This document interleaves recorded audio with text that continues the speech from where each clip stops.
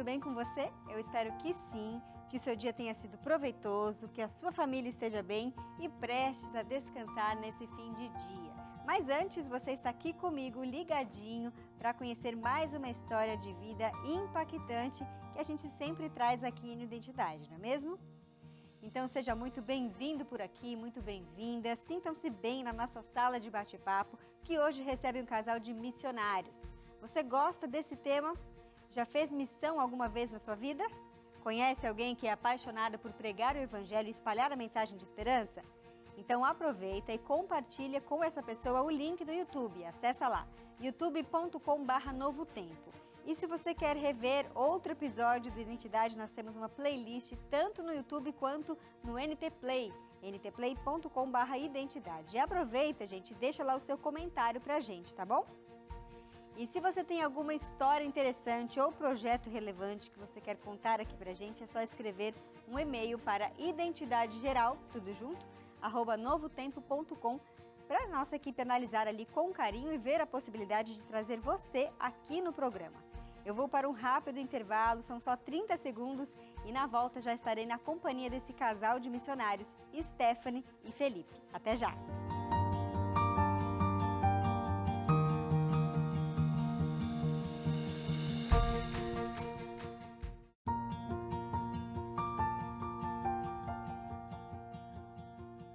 Stephanie Oliveira é formada em administração e sempre trabalhou em recursos humanos, uma área fundamental dentro de qualquer empresa. Já Felipe é formado em economia e trabalhava em bancos com investimentos. Duas carreiras promissoras.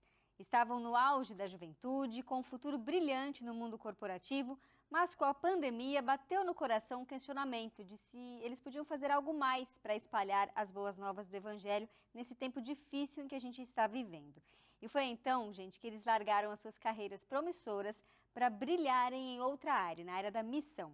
Pediram conta dos empregos e foram, a princípio, como voluntários, dedicar mais tempo à pregação do Evangelho. Stephanie e Felipe já estão conectados aqui comigo. Sejam muito bem-vindos ao Identidade. Boa noite para vocês. Boa noite. Boa noite a todos. Stephanie, você nasceu num lar adventista, mas quando tomou a decisão de sair do emprego para se dedicar à missão, a família se assustou, não é mesmo? Conta pra gente como é que foi essa reação. Em nosso coração, nós sempre tivemos o desejo de servir, de sermos missionários, mas a vida foi acontecendo, estudando, trabalhando, e aquele sonho acabou ficando esquecido. Ainda estava no coração o desejo de servir, mas as outras coisas foram tomando conta do nosso dia a dia, da nossa vida. E aos poucos a gente foi sentindo de novo aquela chama se reacendendo e o desejo de servir em missão. E durante a pandemia a gente sentiu que Deus estava nos chamando para realmente dedicarmos nossa vida totalmente a Ele de forma integral. Então nós decidimos seguir em missão. E inicialmente a gente foi procurando chamados, buscando um serviço voluntário adventista. E quando Deus nos promoveu a oportunidade de irmos para a missão, nós decidimos contar para a família ali quando o processo já tinha iniciado, já estávamos quase finalizando o processo de seleção para irmos para o nosso chamado. E para os nossos pais foi uma surpresa, de fato, para eles sabiam que nós tínhamos o desejo, mas acho que eles não esperavam que de fato nós fôssemos para a missão. Então, por mais que meus pais, eles sempre estiveram ali nos ensinando a sermos missionários, contando histórias de missões, quando eles ouviram que nós seríamos missionários, para eles foi realmente um susto, né? Porque a gente estava ali já com a nossa carreira bem estabelecida, nossa vida estava caminhando da forma como era esperado para jovens ali que eram recém-casados. Então, para eles foi uma surpresa, de fato, a gente sair da cidade e ir para um lugar desconhecido para viver em missão. Agora, já você, Felipe, não nasceu num lar adventista, né? Por isso eu acredito que tenha sido mais complicado tranquilizar a família. Conta pra gente. Sim, quando você recebe um chamado de Deus, né? Você tem a convicção desse chamado, é um chamado totalmente espiritual, é uma decisão espiritual, né? E, e o fato de meus pais não estarem na igreja, apesar de terem dado todo o apoio quando eu tomei a decisão do batismo, todo o suporte, apesar de eles não estarem na igreja, eu tentei racionalizar, né, o chamado no começo, né? Mas é uma decisão totalmente espiritual e aí eles ficaram meio seguros. E eu tive que expor de forma espiritual mesmo, falar, é o chamado de Deus, a gente decidiu colocar as nossas vidas nas mãos dele, estivemos em oração por um bom tempo e estamos convictos que Deus que está nos chamando, né? E assim, houveram ainda tentativas, né? Tenta falar, não, mas pode atuar na igreja local, tal, mas a gente sabe que na igreja local também há uma missão, mas o nosso chamado, né, nessa situação foi para que nós fôssemos para fora, para outro local, servir a Deus, né? E houve um pouco de dificuldade e a gente tentou contornar, né, e explicar dessa forma, né? Demonstrando assim que era uma decisão espiritual e a convicção do chamado de Deus para nós irmos para a missão. Certo. Vocês foram inicialmente para Rondônia, né, no norte do país, uma região pouco conhecida para quem é do Sudeste, e com o tempo descobriram a gestação. Vocês estavam esperando um bebê. Vocês ficaram tranquilos, seguiram confiantes de que Deus cuidaria de tudo, ou bateu aquele medo, aquela insegurança? Para nós, de início, foi um susto. Nós não esperávamos por uma gestação, principalmente logo no início da nossa carreira missionária. Antes de irmos para a missão, eu realizei um teste de gravidez, porque, querendo ou não, a gente tinha uma segurança em São Paulo, né? Ali havia o convênio, a família perto, nós tínhamos nossos bens, a gente já tinha um conforto que nos garantiria se tivéssemos uma família em São Paulo na nossa cabeça ali, né? Era ali que nós conseguiríamos promover para uma criança uma estrutura. E depois, quando nós fomos surpreendidos pela gestação na missão, a gente mais uma vez se prostrou diante dos pés de Deus e pediu a confirmação. Porque se ele havia possibilitado uma gravidez na gestação, uma gestação na missão, e não ali em São Paulo, é porque era plano dele.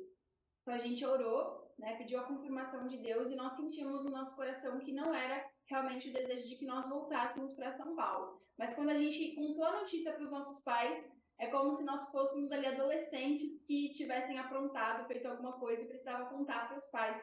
Então foi no nosso coração, a gente estava com medo ali, a gente sabia que para eles seria uma notícia também que iria deixá-los preocupados conosco, né? Já estavam os filhos ali distante, agora teria o neto também que estaria distante deles.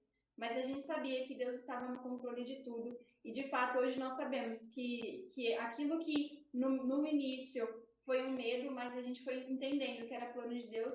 E aos poucos a gente foi sentindo alegria. E hoje a gente sabe que de fato nós estamos no melhor lugar para criar o nosso filho. E tem sido uma bênção para nós. Já é um pequeno missionário também, né? Agora, Felipe, o que exatamente vocês faziam por lá, né, em Rondônia? Porque tem gente que pensa que ser missionário é só ser pregador, aquele que de fato faz o papel de um pastor, que abre a Bíblia e prega, mas não é só essa frente evangelística que um missionário atua, né? Conta pra gente que diferentes fases um missionário pode atuar. Certo. A gente foi primeiro para o SEBS, que era uma instituição que era uma escola de missões com foco na obra médico-missionária. Então ali a gente tinha jovens que aprendiam, né, sobre um aspecto médico e também o desenvolvimento evangelístico para a missão. Então lá nós treinávamos pessoas para enviá-las mais preparadas para o campo. Eu, por exemplo, fui primeiramente como professor de inglês para os alunos. Então, a gente fica pensando, né? A gente vai para a missão primeiro, vai naquela concepção convencional de ir para pregar para pessoas que não são cristãs, enfim. Só que aí a minha primeira posição lá foi de chegar e dar aula de inglês para pessoas que têm a intenção de ir para fora. Então, a gente vê que na missão tem necessidade na ponta da lança, né, que a gente costuma falar, que são as pessoas que estão lá no campo, lá na frente, mas também nós precisamos, né, de pessoas ali para dar suporte para as que estão lá no campo, né? Nós temos necessidade na área financeira, em área de cozinha de base, na manutenção da base, como, por exemplo, hoje aqui nós estamos em torno de 60 pessoas numa base missionária, entre alunos e voluntários, e nós temos necessidade de cozinheiro, temos alguém para fazer a parte financeira, as compras, cuidar aqui do nosso patrimônio. Então, são todas as fases, partes da missão, né? E são de extrema importância, assim como aquele que está lá na frente, né? Porque o que está lá na frente ele vai poder se especializar naquele trabalho, se concentrar naquilo, porque tem toda uma equipe atrás dando suporte, municiando ele para que o trabalho dele seja mais produtivo ainda e ele possa exercer tranquilamente. Então, existe todo esse campo para trabalhar na missão. É verdade, é uma equipe, né? Agora, depois de Rondônia, vocês já mudaram. No início eram voluntários, mas hoje já fazem parte de um trabalho remunerado, né? Eu imagino que ganham menos do que ganhavam no mercado de trabalho comum, digamos assim, mas que vale a pena, né, Felipe e Stephanie? Com certeza. Nós fomos como voluntários, o Felipe foi como professor de inglês inicialmente, e eu fui como coordenação de hotelaria e limpeza, porque lá nós só recebíamos pessoas que eram tratadas na nossa escola de missões, que recebiam tratamentos naturais. E aí, nós hoje estamos no Instituto de Missões Noroeste. O Felipe hoje ele é funcionário da União Noroeste Brasileira. Eu permaneço como voluntária. Aqui ele cuida da nossa área financeira, ele é o coordenador financeiro. E eu sou coordenadora de voluntários. Então, a gente coordena os voluntários que moram aqui na base conosco. Com certeza, nosso estilo de vida é totalmente diferente do que nós tínhamos quando estávamos em São Paulo. Mas hoje nós somos plenamente felizes, porque nós estamos dedicando a nossa vida para servir a Deus. Nós encontramos propósito na missão e até mesmo nossas atividades diárias, nosso trabalho. Hoje a gente sente que realmente estamos fazendo algo que nos faz feliz, porque a gente sabe que é para Deus. E você falou aí, eu falei, pincelei aqui, que você com certeza acabam ganhando menos do que ganhavam antes nos trabalhos convencionais que tinham, mas muitas vezes a gente aprende muito com a simplicidade, né? A gente vê que a gente não precisa de tudo que a gente tem para ser feliz. Quando a gente tem um pouco menos, muda um pouco o estilo de vida, e a gente tem uma rotina ali mais simples, a gente aprende demais o valor da simplicidade, né? Não, com certeza. Aproveita ali o tempo de qualidade, a gente muda a chavinha, né? Muda o foco das coisas e passa a ter o foco mais ali genuíno nas pessoas. E as coisas que a gente tem que são importantes, né? Para uma casa, para uma família, Deus tem enviado o que a gente precisa. Então a gente tem estado muito feliz e tem sido muito bom todo esse aprendizado que é diário, né? Com certeza. Hoje a gente consegue transmitir para os nossos filhos valores de uma verdadeira educação, o que realmente é importante para uma vida feliz. E isso para nós é motivo de gratidão. Saber que ele está tendo a oportunidade de desenvolver aqui na missão dons e talentos que talvez a gente não conseguiria desenvolver em outro lugar. Então para nós realmente é motivo de gratidão ver como Deus cuida de nós. Porque a gente no início lá da gestação, quando a gente descobriu que estávamos esperando um bebê, veio o medo de não conseguirmos proporcionar para ele as coisas, os bens materiais que talvez ele pudesse precisar. Mas a gente viu que Deus iria cuidar de nós e Ele está cuidando. Então, hoje quem paga a conta é Deus. Então, a gente tem a oportunidade de vivenciar experiências que são coisas que são muito gratificantes. Hoje o Lucas ele tem a oportunidade de ter as coisas dele ali porque Deus proporciona e isso é muito bom. Legal, a gente vai fazer uma pausa rápida aqui, Stephanie e Felipe, mas depois do intervalo a gente volta com esse bate-papo para saber mais sobre os projetos que o Instituto de Missões Noroeste oferece também. Então a gente volta em instantes, você fique com a gente.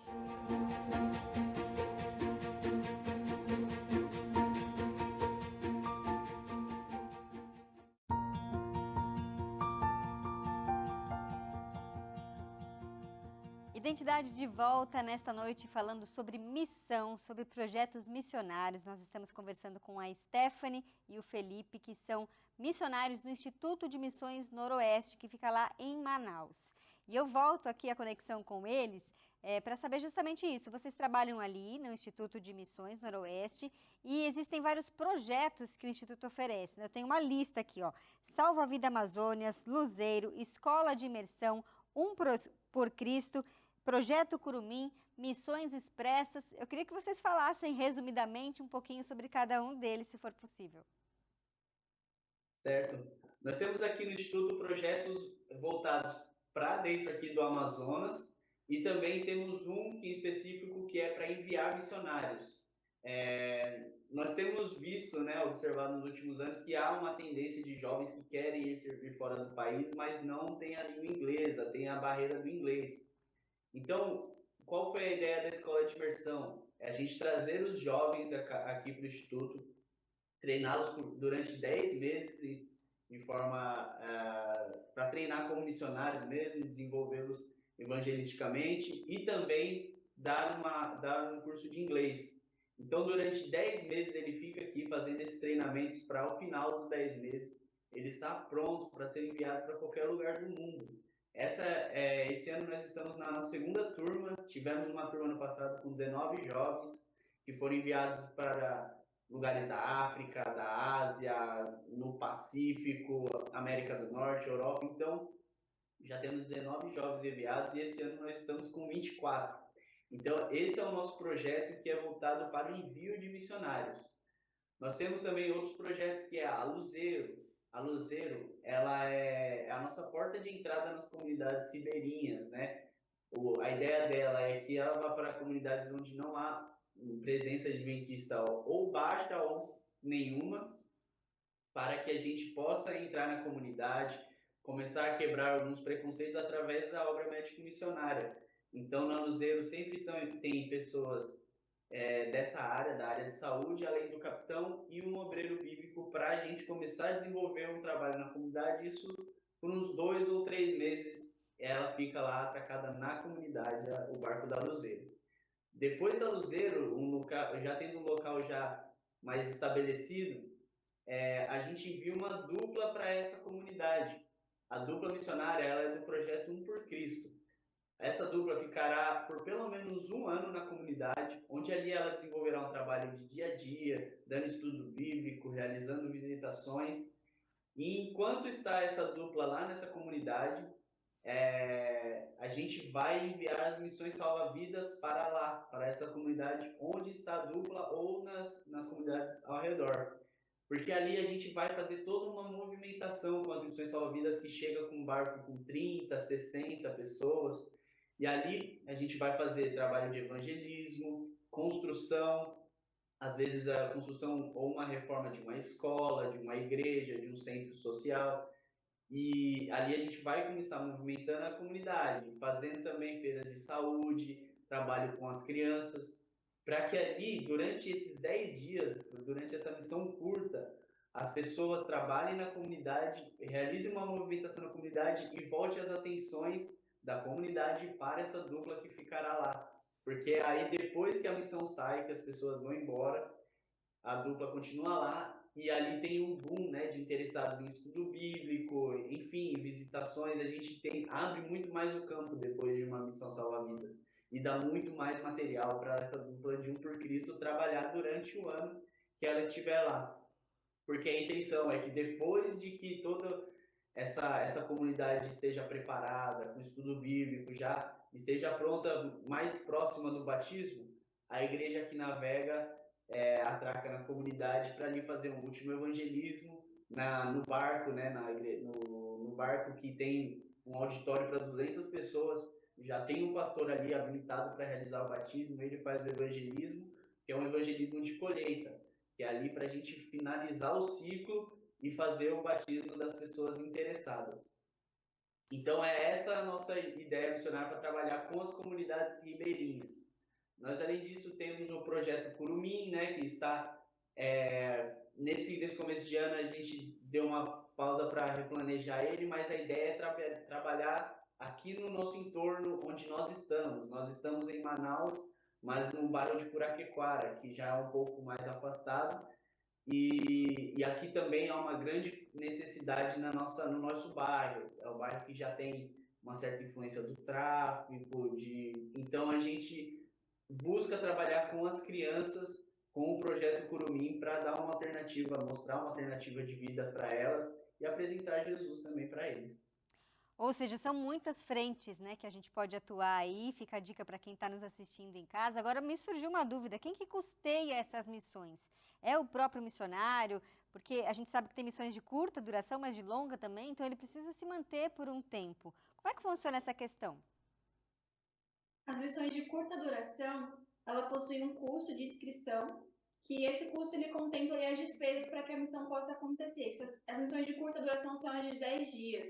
Então, o missionário ele tem o custo da passagem aérea para se deslocar. Se ele não for de Manaus, ele precisa vir até Manaus. Então, tem o custo de deslocamento e também as despesas da missão. Então, tem um custo de inscrição que é para financiar essas despesas.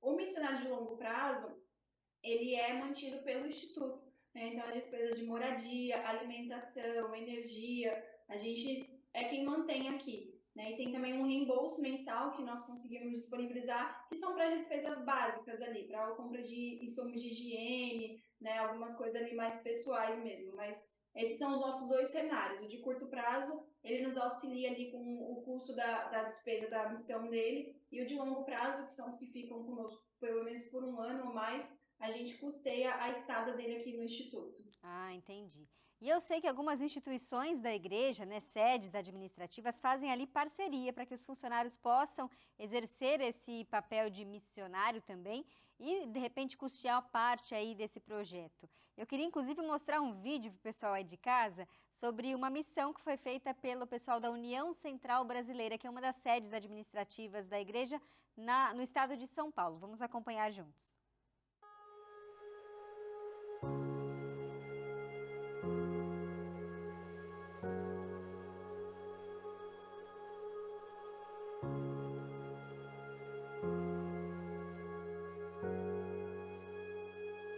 E aqui começa a missão.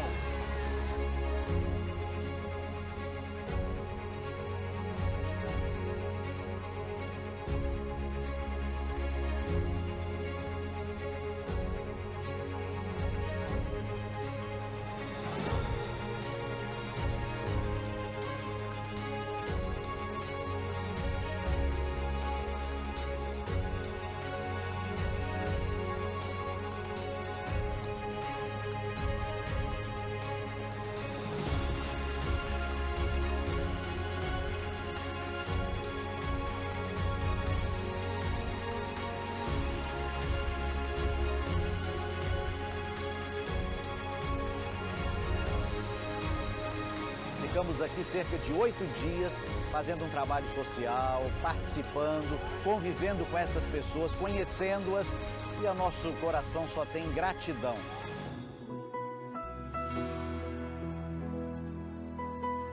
Jesus está vivo, a sepultura está vazia, mas o trono não. Jesus está intercedendo por mim e por você, e nesta intercessão Ele espera o seu coração, a sua decisão. Ele espera que você hoje se entregue a Ele completamente.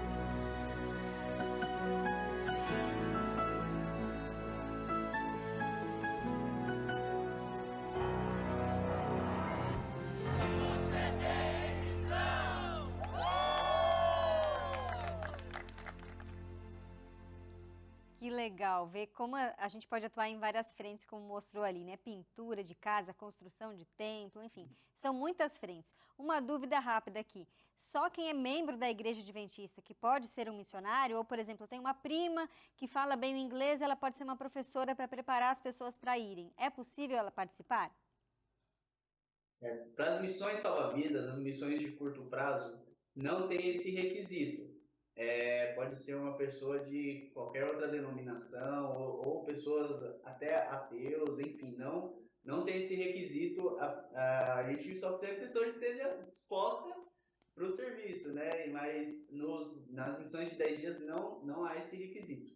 Já para as missões de longo prazo, que já a pessoa vai ficar um ano aqui, já desenvolver um trabalho mais longo, é sim um requisito que seja um membro batizado da nossa igreja, que ele passará por um processo seletivo, terá entrevista com a nossa psicóloga, com nossos coordenadores. Então, aí é uma triagem um pouco mais complexa, mas é totalmente viável também para os membros de nossa igreja a realização de missão de longo prazo aqui no nosso instituto.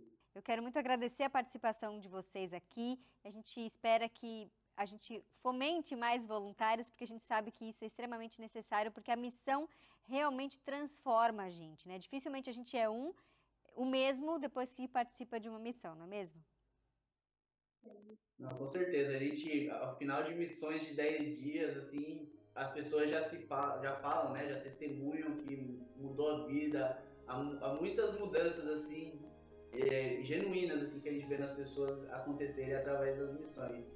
Então, a missão é um campo gigante para aprendizado, desenvolvimento mental, físico, mas principalmente o espiritual, né? E que ajuda nós a trabalharmos mais para a volta logo, para que Jesus volte logo, né?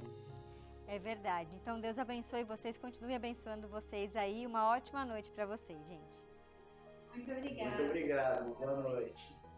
E para você aí de casa, fica então o convite, viu? Uma ótima noite, um bom final de semana e até segunda-feira. Tchau, tchau.